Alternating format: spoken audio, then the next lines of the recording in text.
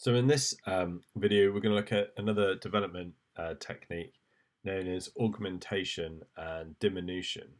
So augmentation is, if you think about the word augment, is to make something bigger. So this is done with rhythms. So we've got the kind of piece of music we worked on for transposition. So if I look at my original theme here, it's got this kind of like little melodic pattern at the beginning here. So I'm going to get rid of these notes and just focus on this little idea here, right? Now, to augment means to stretch the rhythms, essentially. So what I'm going to do is pull this one back. You know, you don't have to do this sort of strictly by rules, but what you need to do is keep the original melodic shape. So if you look, the original melodic shape is it starts on a C note, kind of goes up these three notes, and then back down. You know, it goes up the three notes, back to that one. Yeah, da-da-da-da. So it does that. So we want to keep that integrity, but we want to stretch the rhythms out. So I'm going to move this one over here. Right, keep it on the same pitch. And let's have this one go for like maybe that long. Maybe that long.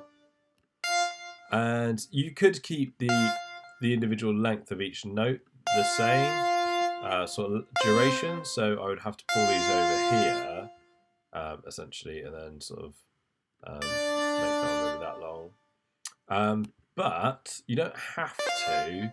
The main thing is that you're trying to make the rhythms longer and kind of keep the melodic shape the same. So I'm going to put those there actually, and I'm going to make this one longer, even though in the original melody it was the same length as these first two ones here. So I've now got a new melodic idea.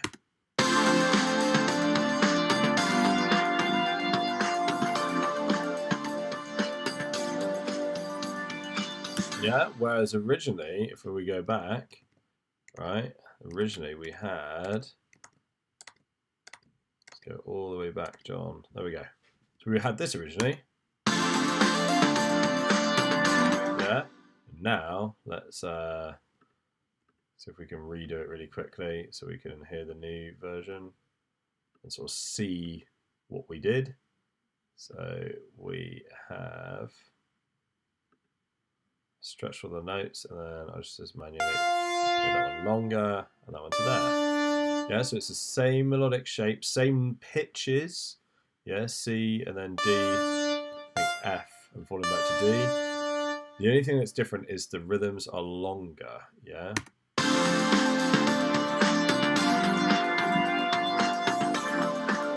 And when you hear that, it probably sounds like a slightly new idea, but if you'd heard the previous idea already in that piece of music, it would be sort of familiar to you as a listener. You'd be going, oh, I recognise that. I'm not sure maybe where, but I do recognise that idea. And this is what like loads of composers use these sort of ideas, because when you're writing a piece of music, you want the listener to have that experience of like, oh, that's familiar. I kind of get that. You know, they latch onto things, and then, you know, the piece is going to be more memorable for them and probably more enjoyable to listen to.